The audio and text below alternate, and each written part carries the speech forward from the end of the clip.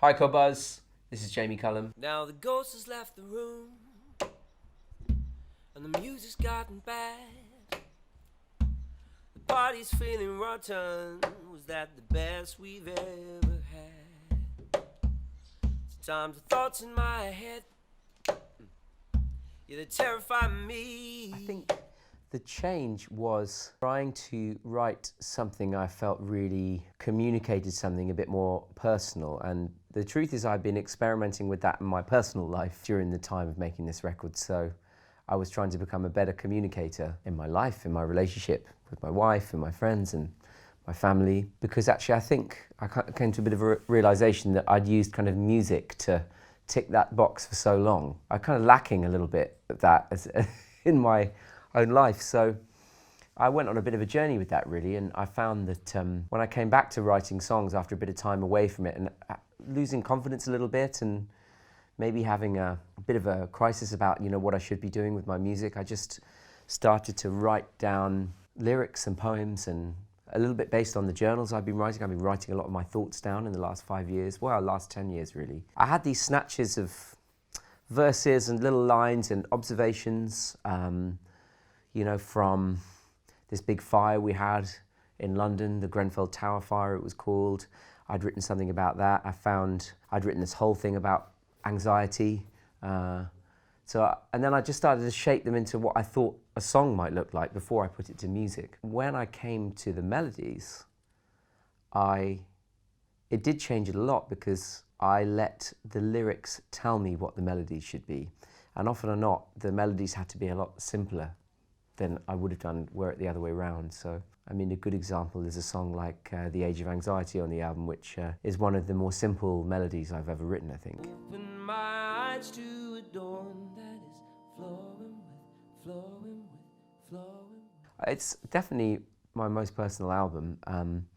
It's not like the other ones haven't been personal, but I think that I'm perhaps revealing a little bit more. I'm aware that I'm revealing more rather than it happening in a kind of subconscious way. I'm aware of what I'm revealing, and I'm aiming to communicate that in a way that hopefully someone will listen to and go, oh, I feel like that, and oh, I felt like that once, and yeah, that really resonates with me where I am in my life. And I think songs they're most powerful when they do that.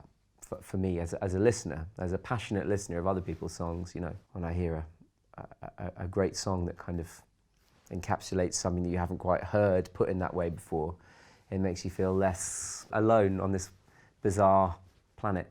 Didn't bring me any peace, my love, but I did not feel alone. Sing it. Absolutely, very, very much so. But I think, importantly for me, I did not want to just write music as a way to get everything out, because I thought it was important to do that in life first. I think as a musician, sometimes you can use music as this outlet. And actually, if you're always using music as your outlet and then kind of turning it back on yourself and playing to an audience, you're never dealing with the stuff in your life that you have to deal with, and you remain in this Peter Pan kind of loop. So I think it was quite a breakthrough for me to kind of deal with life first and music later. But ultimately, I think the music has benefited from it. It's all over now, baby blue. Did you listen? I'm really glad you say that, because it means that you've really listened to it.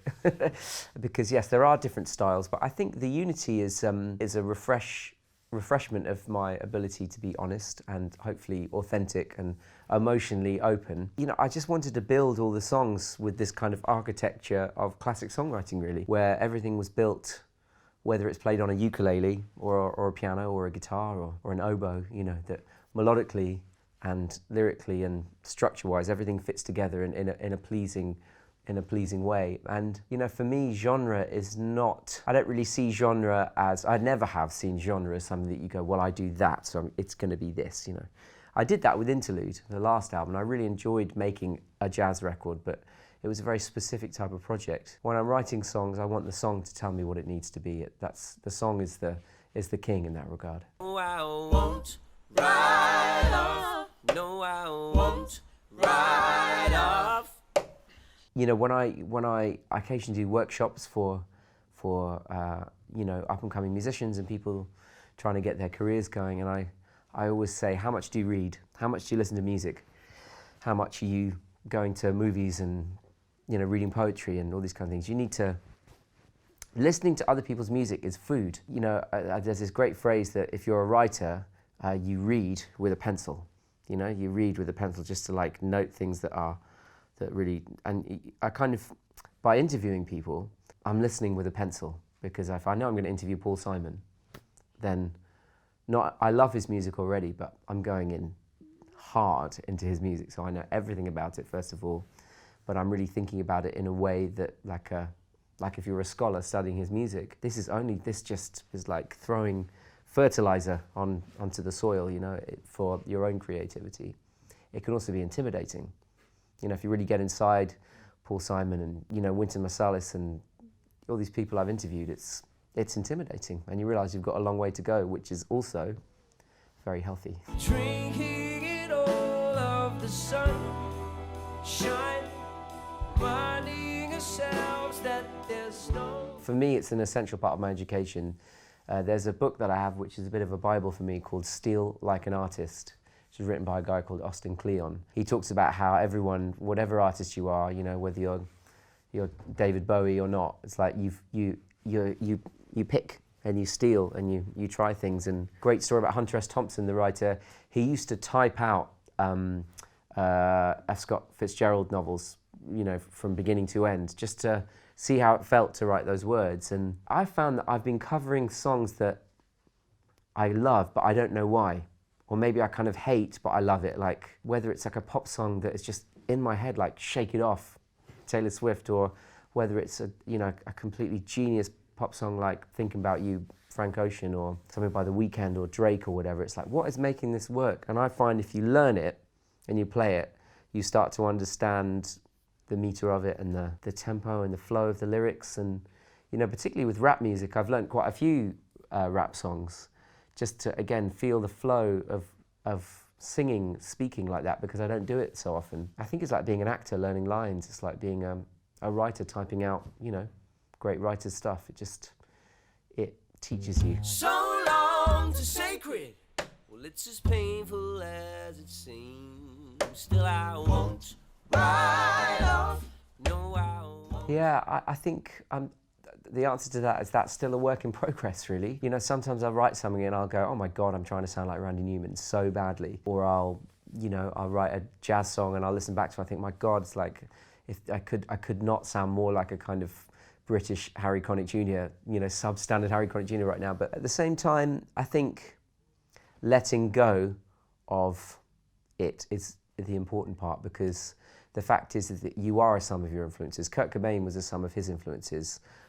Herbie was a sum of his influences, and gradually by, you know, studying your heroes and you parrot them for a while, and then gradually your own voice emerges.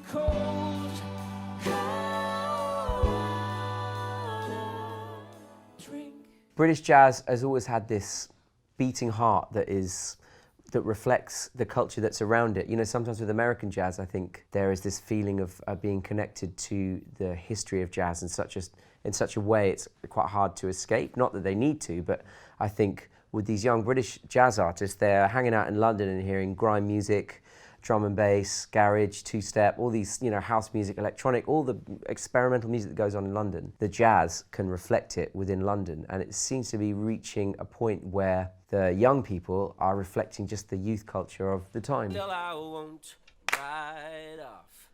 No, I won't ride off. Let me think if there's three. I can certainly think of the first one, which is, I think you have to have an intention for the song. It doesn't have to be an exact thing to say, but you need to know what you want to say with the song. What do you want to communicate to the one other person that's going to hear it? You know, maybe you're like one of those bands that think about how 20,000 people are going to think about it, but I think it's best to think about how you are going to think about it, right? I think that's the first thing. Then you have to build it like something that's going to last for beyond your lifetime. You have to build it in a way with such solid foundations and beautiful architecture and space and light and love. And three, you need some good musicians to bring it to life. Shine, baby, the sun, shine, baby. Nina Simone, it'd have to be Nina Simone. I don't know whether I'd have a good time. I don't know whether she'd like me, but she is probably my ultimate hero as a musician. I feel like I know so much about those other musicians, and I think there's still something about Nina Simone that is unknown, and I would love to feel like I could get to know who she was. It's Jamie Cullum here. Hope you're all doing well. See you soon.